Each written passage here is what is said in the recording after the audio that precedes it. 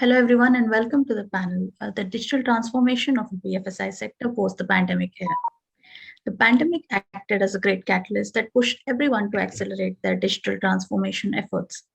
BFSI sector historically hasn't shied away from adopting latest technologies, and with AI and ML making foray into the ecosystem, the sector looks to adopt the same as well.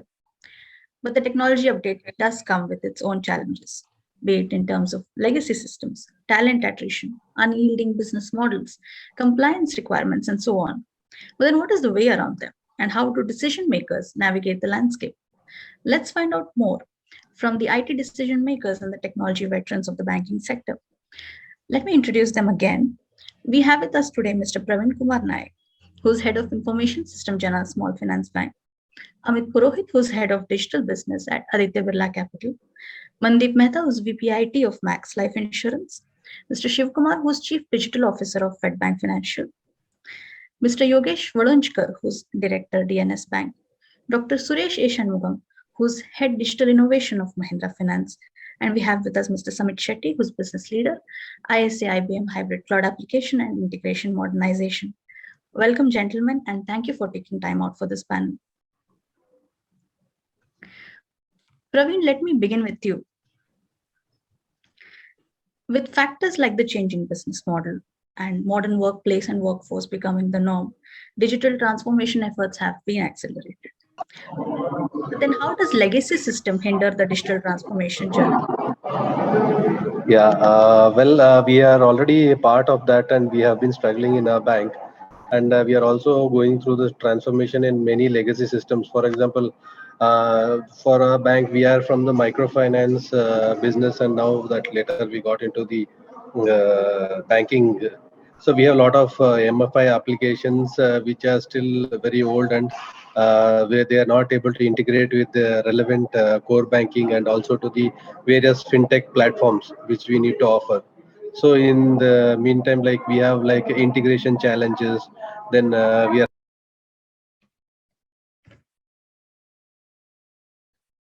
Praveen, you're on mute. sorry sorry. Yeah, I was telling that being from a microfinance background bank, and we have moved into banking, so we are actually facing the exact thing what you are talking about, the main challenge, that is transforming from our MFI legacy applications, bringing it onto our core banking or the banking solutions. So we have a lot of legacy applications where we are having challenges in terms of integration with the new applications. For example, we had asset business and now we are into liabilities. So primarily being MFI, our applications were not the standard or the industry applications which we used to. So now we are migrating into more like FlexCube or Finacle, which is one of the best core banking solutions. So we have a lot of challenges like integrating, like the data is not standardized or structured, and the standard protocols are not being used, which makes the migration and the data quality more challenge. Similarly, in terms of if you see the data security also, the legacy applications do not support the various encryption standards or masking or other things. So there are challenges in terms of that, and also in terms like for scaling and all, and also expanding. So we are not on a cloud platform or it is a DC environment. So a lot of costs and the support challenges are also involved in those things.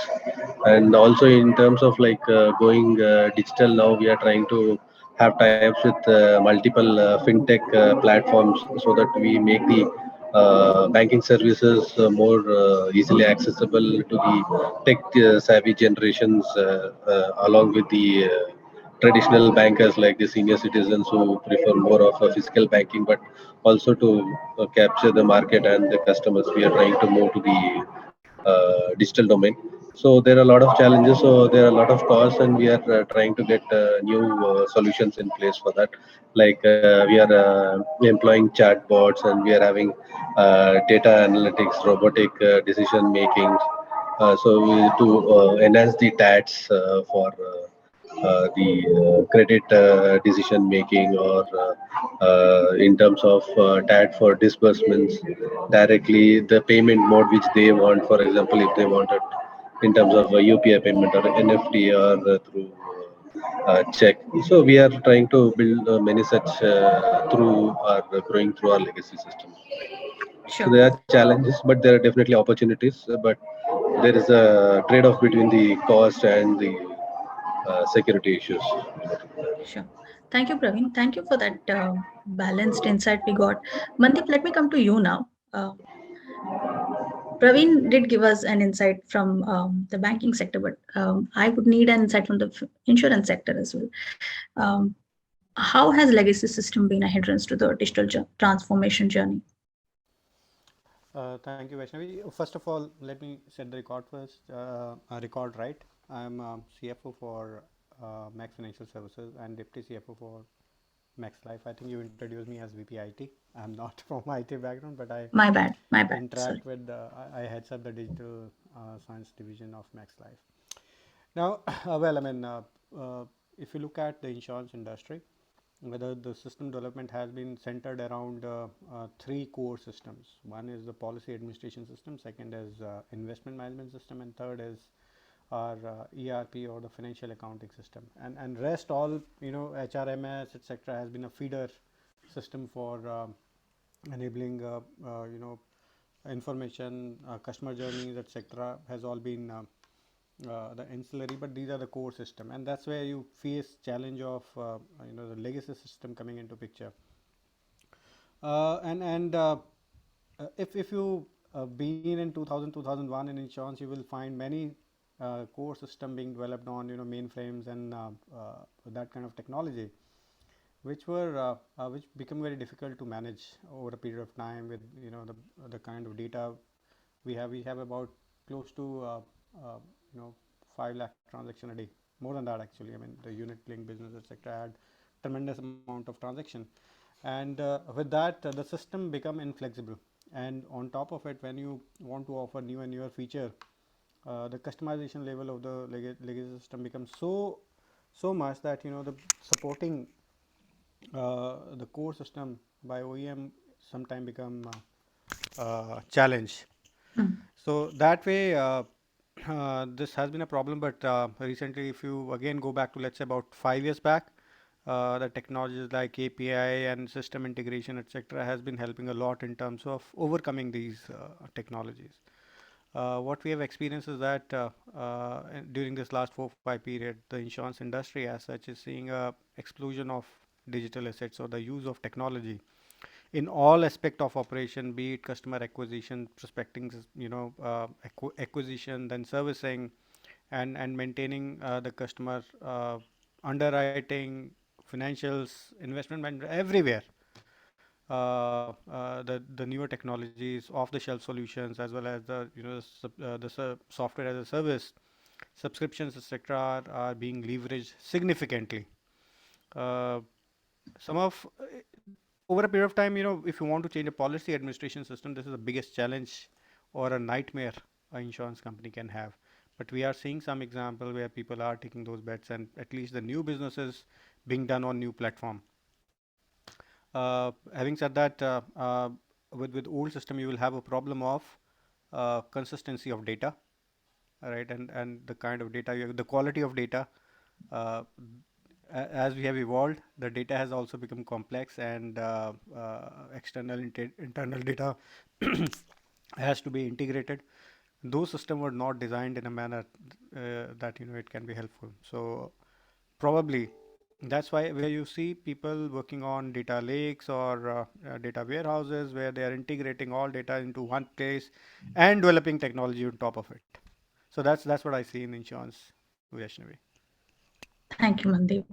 And I'm glad you mentioned customer experience because my next question is centered around that. And picking up from where you left off, data, yes, data forms the backbone or the foundation of emerging technologies like artificial intelligence and machine learning. And Amit, because you have the ringside seat of all the digitization and the digital business at Aditya Birla, I want you to tell me how will emerging technologies like the ones I mentioned be implemented to define the shift of financial institutions?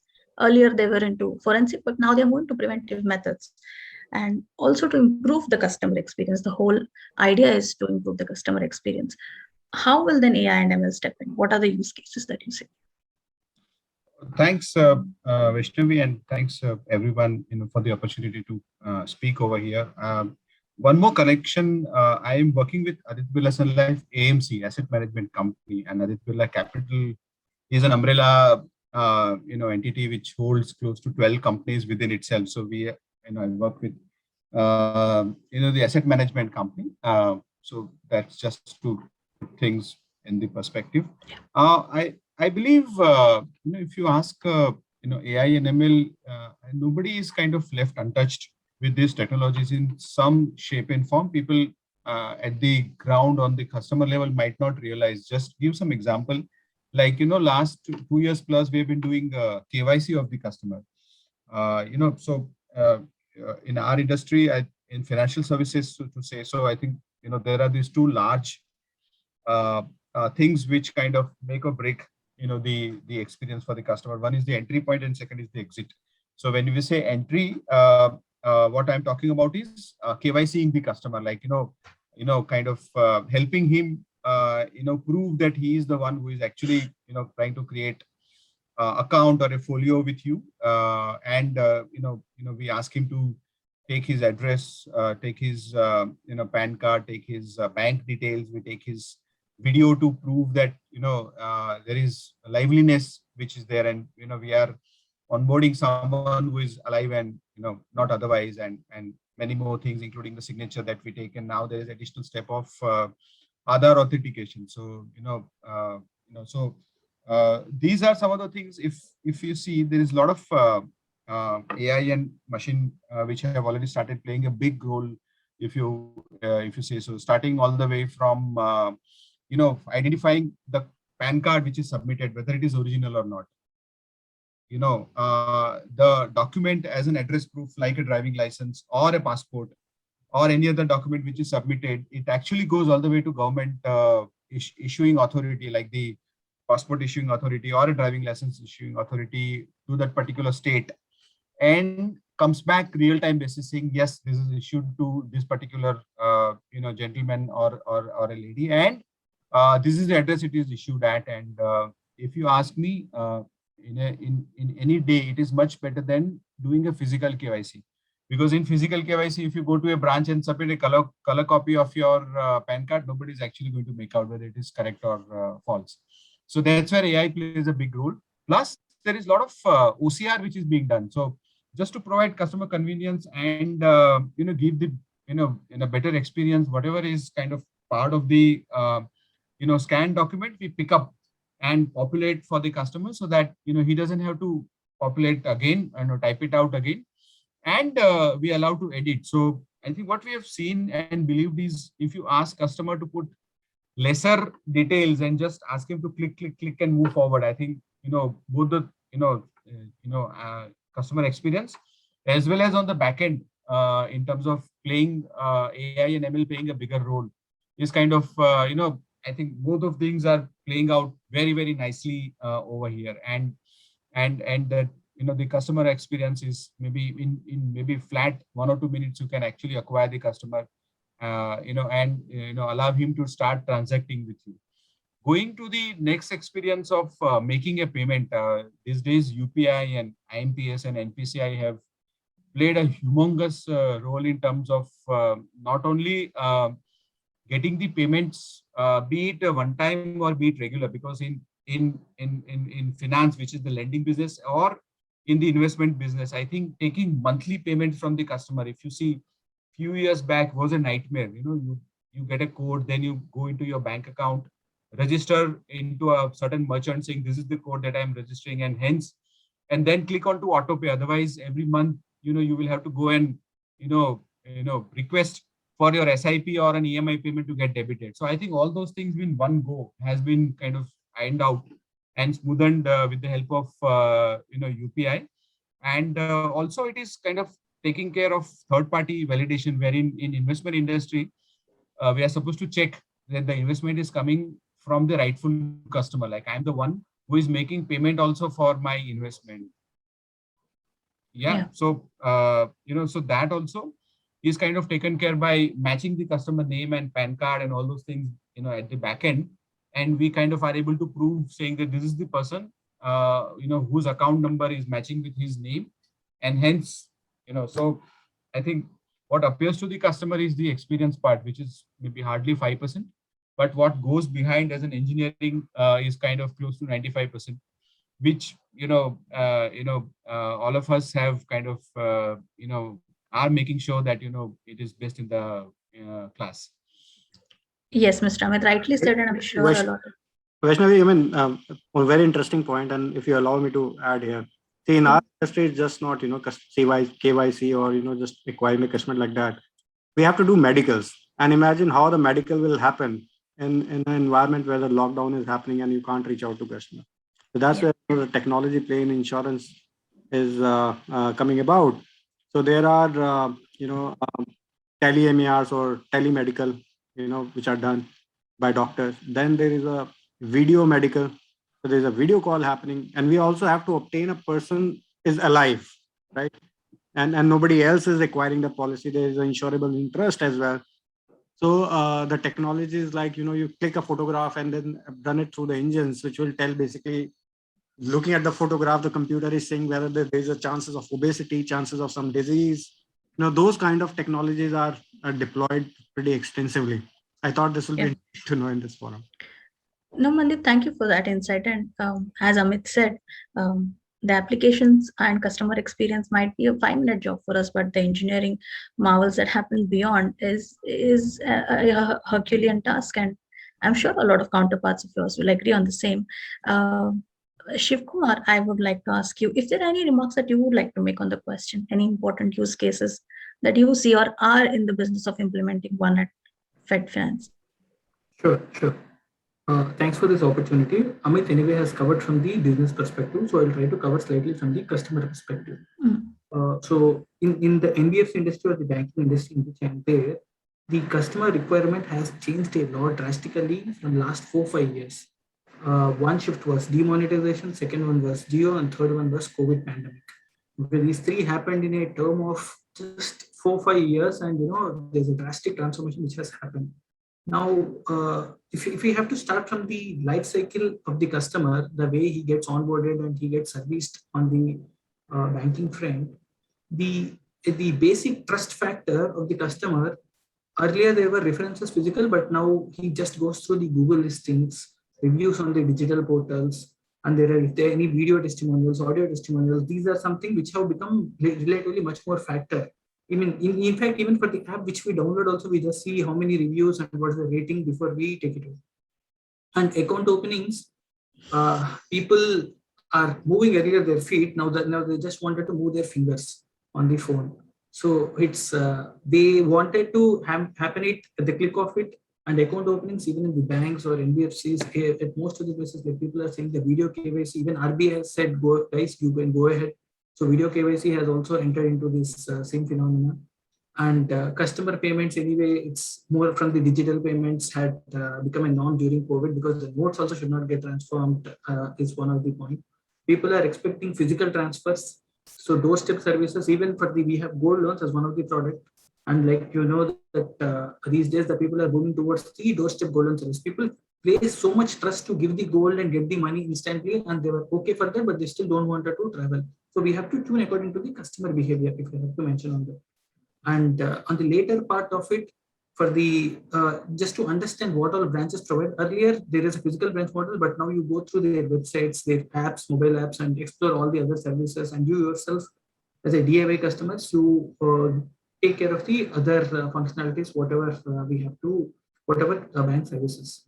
Especially on the AI front, which I have mentioned, we were doing an interesting test case at this point of the time. We were doing a humanist collections chatbot.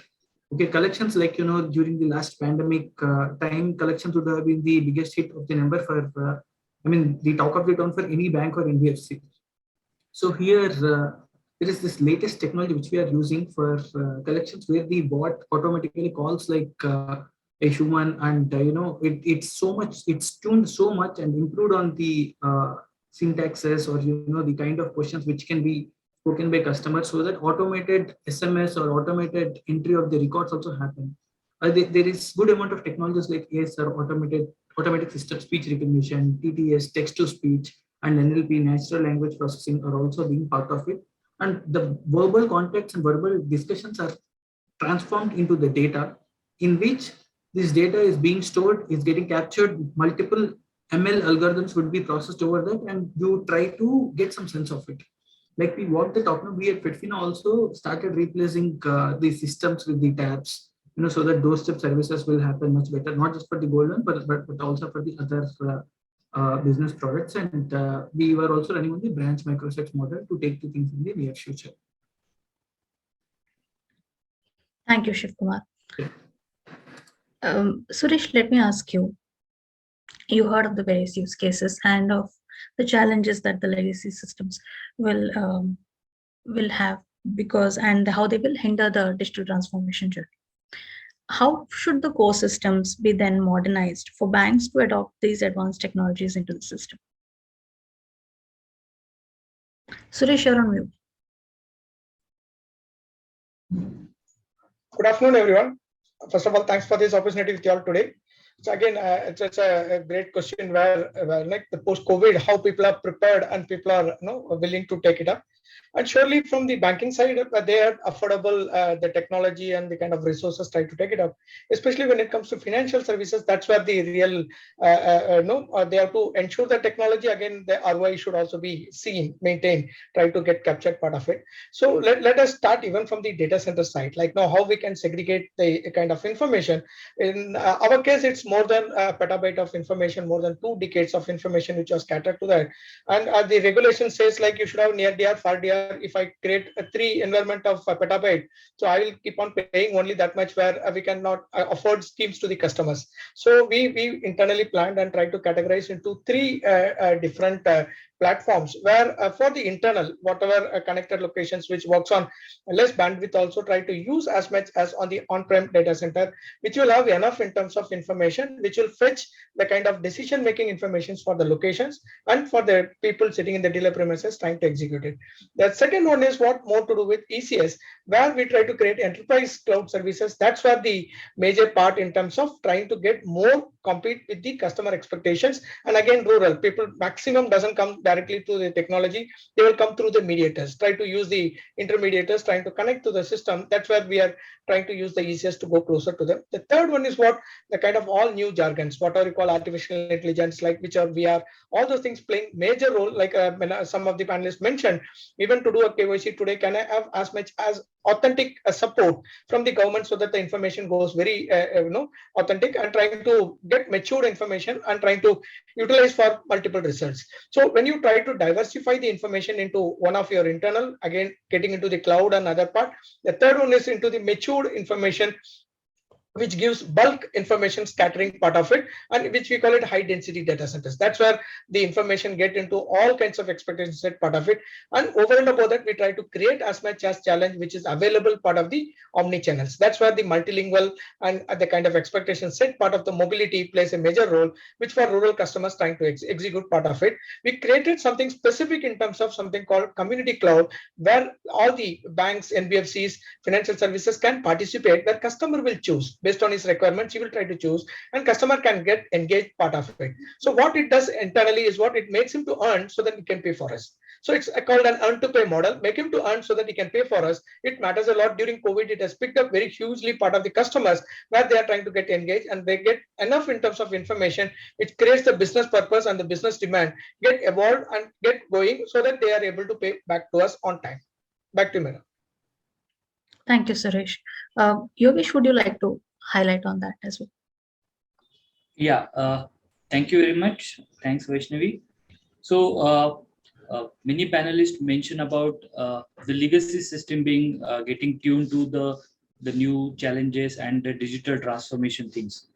See, at our my bank, we being a mid-sized bank, and a couple of years before the pandemic, where we used to have a traditional banking system, and we had a lot of challenges, like how we can cater to the new age customers or youngsters we want them to connect to our bank. So we have to empower our legacy systems, but that was limited. So we migrated to the latest Oracle FlexCube. So with this migration, we could say like all the new channels we could leverage, and we could make it available to the customer, because for customer it is a bank. It can be any bank whichever serves him. So if you are offering the service, customer will come to you. So that is one thing what we did as a strategic decision. We migrated to the latest technology, and where all the new systems or innovations, they have a scope to integrate, whether it is API or whichever way, but there is a scope to integrate, and those services can be made available to the all the customers. Especially during the pandemic, we could see like the people were not able to reach branches and do transactions, not even digital transaction at ATMs and all. But this has enforced. So in a way, we can thanks to pandemic, that that enforcing has happened, because we were insisting on digital transactions, but we were not successful to the extent that that success we got during the pandemic. People are used to, even though we observe that senior citizens are now used to operate on a mobile banking, and we thinking this, we extend other options also, like opening an FD from a mobile banking, so people don't have to come to branch. So even the traditional transactions, the beyond traditional transactions also, if we can provide those service at fingertips, that would be great. Second thing what we did is like now gone are the days where people used to come to bank and we will get ready-made business, be it a asset or a liability. We have to go and search for the business. So what we did is we did a complete we deployed a complete analytical platform, and we did customer behavior analysis, and which actually give very vital inputs to our marketing and sales team in terms of cross-selling and upselling of the existing banking products. The better insight what we got is after the analysis, we got that 70% of our customers were using only one product of our bank. Okay, so these kind of inputs, like marketing is going to do their work, but if we give them the correct data, okay, which is now a new oil. So if we give them the correct data, the chances of the success is very high. And that has been our experience, that based on that analytics, on one side, the marketing success rate is high. On the second hand, the customer is getting that sense that these banks knows what are my future needs or future requirements. So if we do this proactively, that the stickiness between the bank and the customer will definitely go long years. And I think we are attempting on the same lines, how we can use the channel, the latest technology, to integrate with our legacy systems, and we can extend the services to the customer. One last thing I would say, like we also have planned to automate whichever mundane process that we can do it for the customer. A small example is like the declaration of 15G, 15H forms, for which we were experiencing a huge crowd during those days, and primarily senior citizens. So we automate this entire process. Okay, so they just need to click on mobile phone, or just enter their customer ID, and everything will be done. So all these things, what we are attempting is all such process we will be automating, so that customer gets that feel that this is the bank I should bank with. At the same time, I am reducing my back office cost. Okay, and I'm putting that entire my efforts to marketing and betterment of my profitability. Thanks. Sure. Thank you, Yogesh. And I'm glad all of you spoke about customer engagement, and we heard some good insights. Now we're moving to the other side of the table, that is the employee engagement, and I'll talk about your favorite topic, that is talent pipeline and retention. Let me start with Mandeep. How important is modernization of systems for the banks to build a quality talent pipeline? And how do you then retain a top talent at the organization? I mean, apart from if there is anything important in any organization, it's employee and talent only, right? Consider a scenario when, again, there's a lockdown and you can't, interview people, and in our industry you can't hire agents because the examination center by IDA are closed. So it becomes a question of survival, actually, in terms of how do you acquire quality resources and keep them engaged. And that's where I think we have been I think, fortunate that we were little prepared for this journey, and we were quickly able to move to the digital recruitment altogether, which means onboarding, testing, and bringing these guys on board, making sure that there's a lead management system working for them.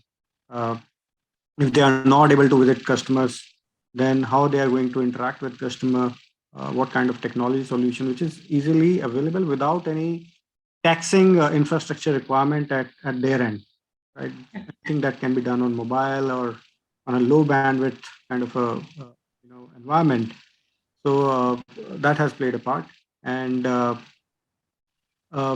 my observation is that during this turbulent time, when the face-to-face engagement was less and digital engagement was more, people were working from home and the computers were provided, the attrition was lower in this particular period. You can say that the current trend that you are seeing, probably it's a pent-up kind of a attrition which is being displayed. But at least at that particular moment, the traditional view of saying that to engage you must meet people was put to test, and technology provided quite a good solution there. Now there's another thing that is happening, is that when you bring assets and technology change at such a pace, then the traditional workforce may feel that they are left out, or probably they are not able to cope up. If you train on one particular skill, or one particular tool, the life of that tool is about 6-8 months only, maybe at best 18 months. Then something new is coming, some new features are coming. And for example, let's take an example of account payable function. So earlier the job was to look at the voucher and enter the data, and then somebody will validate it. So we have deployed certain robots, and I'll come to the talent part. But what is happening is that the processing is happening by the robots, and it is happening 24/7, right? So what these people will be doing is basically, the earlier they were processing, now they are reviewing. The skill set changes from processing to reviewing. Right? That's a big mental shift. Like the work that they are doing by themselves. Right? Here they are not doing by themselves, they are reviewing. Now the comfort level of working with robots, working with technology has to be there. They need to be aware that what kind of trend spotting, data spotting, or the odd transaction handling, how that will happen. So now the staff will move to learning tool, which is earlier was not told, or rather was not used by them. For example, audit control language, right? The data analytics tool, so that they can pick this up. Also, when I said that data is now getting centralized into data lake, etc., the information MIS requirement and data democratization will happen. So Excel will not be the tool that can be used that efficiently in this environment. So which means that the staff now has to be comfortable with using Power BI, maybe Tableau, or some kind of tool which they can do a good visualization and bring out the insight at the junior level as well, or a grassroots level as well. So this will require a tremendous amount of reskilling, as well as the change in the mindset of the organization. Got it. In our finance department, for example, we have people who configure robots. We have people who can automate workflow, configure it properly. Traditionally, this was all done by IT team. Now the challenge here is that if I start developing SQL models, R, Python, etc., they may develop it, but they will not have the rigor of doing the UAT testing, or providing documentation for IT development, etc.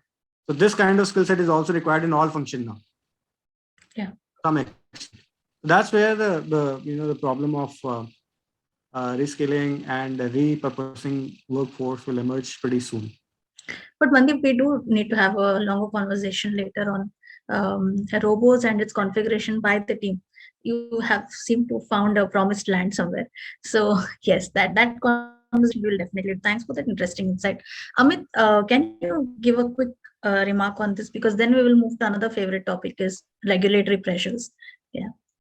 So I think these days the tools have become so powerful. Like the whole concept of low code, no code. If you see, is kind of like how Mandeep is saying. I'm actually alluding towards it that anyone and everyone, provided there is that particular attitude, saying that I am able to do it and I will do it. So I think with low code, no code, I think there are a lot of things which earlier were part of the IT, so-called tech domain, have now actually moved to the users. So user can kind of configure and create their own journeys and put it upfront for the end customer to experience. Now there is this whole concept of putting under the wall garden so that the security is taken care, and also those particular niche skills are still going to be with IT, but the user skills are actually shifting back to the user. So the user is actually, and in actual true sense, is now techno plus commercial user, and I see that the whole thing kind of rapidly growing, because what we see is very quickly the whole democratization of technology is happening. So anyone and everyone can start using tech for their own use cases has started so rapidly that the whole domain expertise part is somewhere kind of moving into a different zone altogether. Just to add, Vaishnavi, see what will happen is that this data democratization, reporting, data is now available at computer which is sitting at employee home because he's working at home, right? So the cyber security angle or the data privacy issues, especially for financial services, is going to be the biggest challenge, and that's what people are not sensitive enough to how to comply with information security policies, and what kind of safeguard they have to maintain in this environment. Sure. Thank you, Mandeep. I will extend on that question quick. Suresh, what methodologies have to come in to deal with the compliance requirement on regulatory pressure? It's a great question, but still, I'm slightly happy with the earlier question. Also, I'll put one or two points for that. Yes. It matters a lot at the end of the day how talent generally works it out. That is why I said talent and regulatory pressure, two of the favorite topics. Yes, no, talent is now one of the major which is coming out with what our expectation. Even the organizations looking for 4 domains together with all the individual entities to go with. One is service domain, financial domain, organizational domain, and technology domain. So they are categorizing these 4, and again trying to emphasize more service domain using the technology advancements, and financial domain using the market dynamics, trying to ensure as much as even technology domain, like rightly pointed out, it's more into the changes in the legislation. That's why they are trying to bring it out. And at the end, in the organizational domain, they are trying to create customer value. That's what every individual should build more into the customer value. That's what the talent's coming out, and people are eased to move around within the domains. If they are already interested, the other 2-3 things can be made part of it so that they can come a full-fledged financial person to coordinate and try to execute business and ensure the longevity with the customers. And again, the security part, like now how it comes out with the regulators which try to put it. Financial services purely it's fully monitored and maintained and measured by the regulators, and trying to create internally for every small thing which you call any entities which is collaborating or trying to contribute something for any individual transactions or multiple. We are trying to get as much as with the kind of method set part of the regulators. The pressure is what the kind of things happening now, where the corporate digital so far was favoring only the corporate in terms of the stakeholders and the internal. Now that particular thing was focusing more towards the customer, where every individual customer is treated as corporate. So the kind of legislations and securities which we build today for internal, we are trying to expand to the external with the kind of regulations set, and trying to even do a small experiment how best we can do so that we can go with the customer for a long time. It's not for a short time, just for a fee-based income or just for a loan. we would want to participate in all those financial related activities happening part of the customer for a long time. So that's where the definition got into the more what you say, like, no, it's not just a technology, it's more into all those which is part of it, which will get triggered out and trying to get communicated with the customer. We will try to compute and go and make it simpler. Again, it should be simpler so that it gets as much as towards the customer for a long term, and trying to utilize for the all products. In our case, we started only from the financial services, but it moved to housing, moved to again asset management, again try to get, even irrespective of the internal regulators, the value, cultural value of the corporate, which was focused more in terms of the customers and made more into calling them as a financial service sector, where they can even deliberate, get into the financial expectations and trying to go ease so that they can get the technology and make the slogan saying like, do din mein badle di. Within 2 days, whichever may be the product you are trying to experiment, we will get it done and you will get ensured if the right things falling part of under the regulated model. Back to you, model.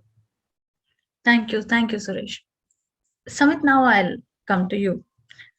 You have heard the gentlemen, and they have had lots to say about the use cases, or be it compliance requirements, also on terms of talent, and they spoke quite passionately about it.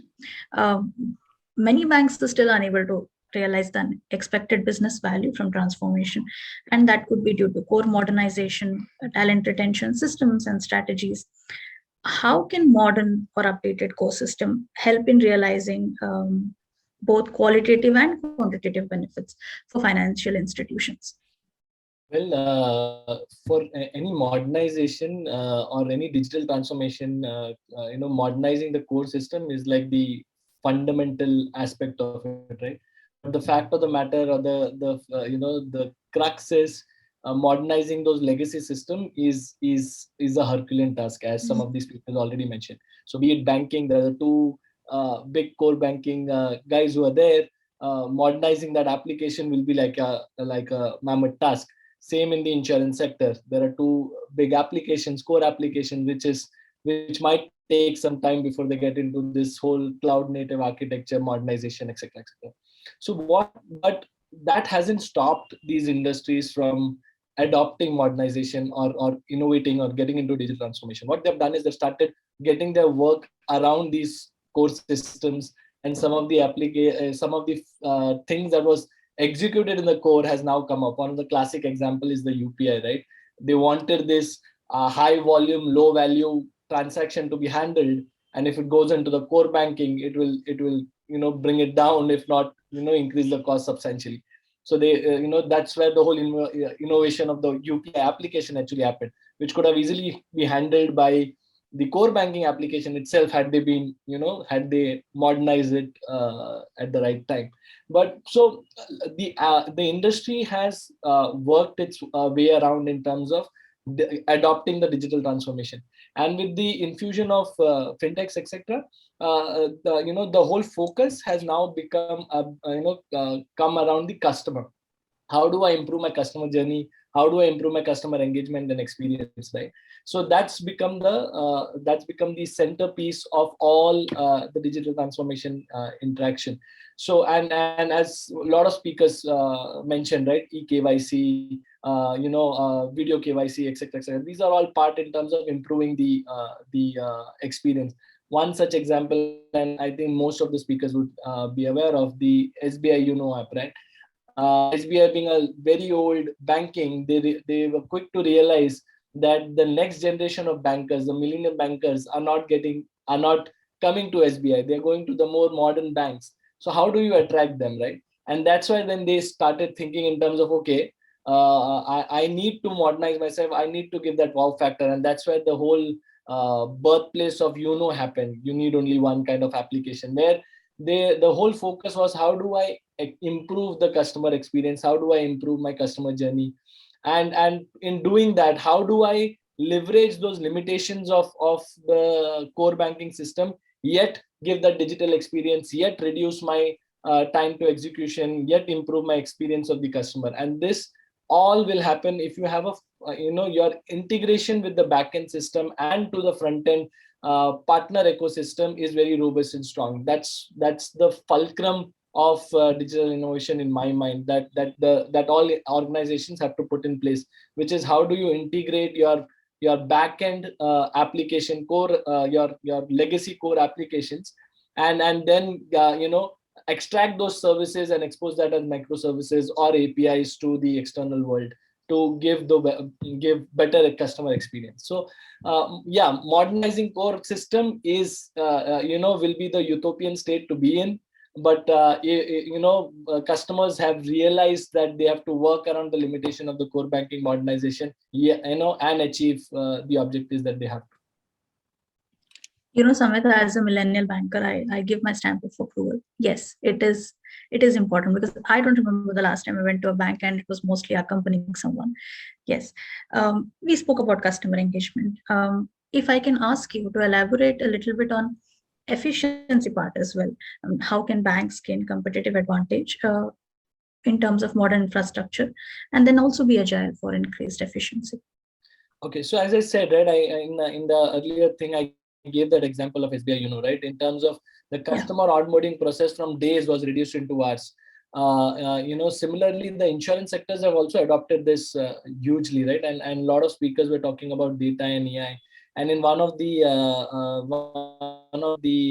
events where I was speaking to the insurance sectors, I was mentioning this, right? The key aspect of now has moved into hyper personalization. So gone are the days of personalization. It's now hyper personalization especially in the insurance sectors, right? Where and that is what they're using as differentiating themselves with the crowd that is there. So for example, in